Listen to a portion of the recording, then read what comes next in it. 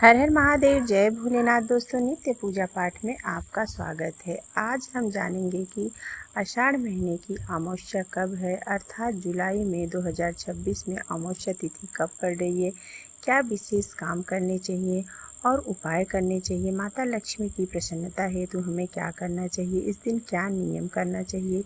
इन्हीं सब विषयों के बारे में आज इस वीडियो में हम जानकारी प्राप्त करेंगे।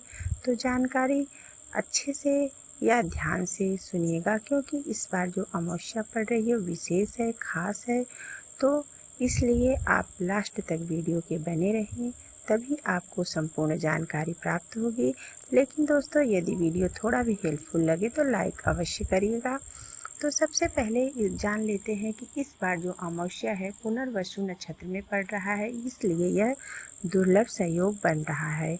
तो अमावस्या तिथि जो है इस बार जो है मंगलवार को पड़ रही है, भौम अमावस्या, क्योंकि 13 तारीख को ही शाम को 6 बज के कुछ मिनट पर हो रही है और अमावस्या तिथि समाप्त हो रही है 14 तारीख को, 14 जुलाई को 3 बजे।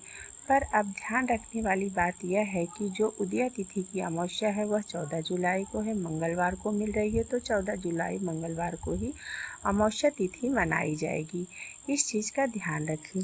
तो इस दिन करना क्या है, आप सुबह जल्दी उठें, ब्रह्म मुहूर्त में उठें और उठने के बाद दोस्तों सबसे पहले घर की सफाई करें। सफाई करने के बाद जो कूड़ा है घर से बाहर निकालें और इस दिन उठते ही जो है सबसे पहले काम जो है वह है दहलीज पे पानी डालना।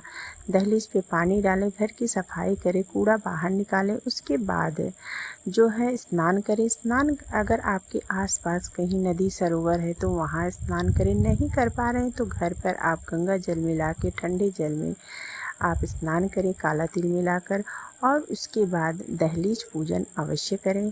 कहा जाता है कि महीने में 2 तिथियां ऐसी होती हैं, अमावस्या और पूर्णिमा, जिन्हें यदि हम संभाल लेते हैं या उस दिन कुछ नियम पालन कर लेते हैं तो हमारे जीवन से आधा से ज़्यादा समस्याएं यूँ ही समाप्त हो जाती है।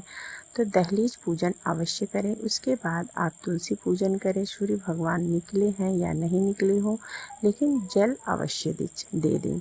उसके बाद दोस्तों इस दिन सीधा अवश्य निकालें। सीधे में आप जो है दाल, चावल, आटा, हल्दी, नमक और जो है दक्षिणा अवश्य रखें। सीधा निकाल के आप रख दें। उसके बाद दिन में आप कभी भी इसे मंदिर या किसी ब्राह्मण को दे सकते हैं।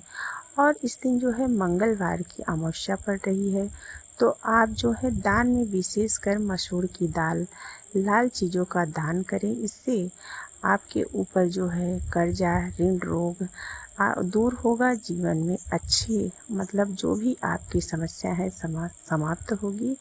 तो इस प्रकार आप यह उपाय कर सकते हैं, या आप सीधा निकाल रहे हैं इसमें मसूर की दाल निकाल कर दे सकते हैं। उसके बाद जो है माता लक्ष्मी की विशेष कृपा इस दिन मिलती है यदि हम पूजा पाठ करते हैं।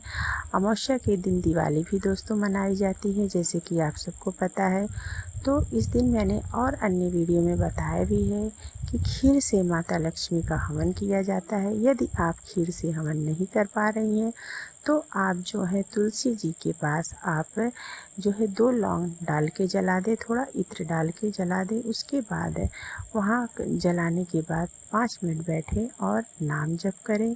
इससे भी माता लक्ष्मी की कृपा मिलती है। लेकिन अगर अधिक लाभ चाहते हैं तो शाम के समय गहदूली बेला में आप खीर से 108 माता लक्ष्मी के किसी मंत्र से आहुति दें। गणेश जी का पहले दें, उसके बाद माता लक्ष्मी के नाम से 108 आहुति दें और उसके बाद आप जो है पूजा अपने हिसाब से जैसे डेली करते हैं उस प्रकार करें।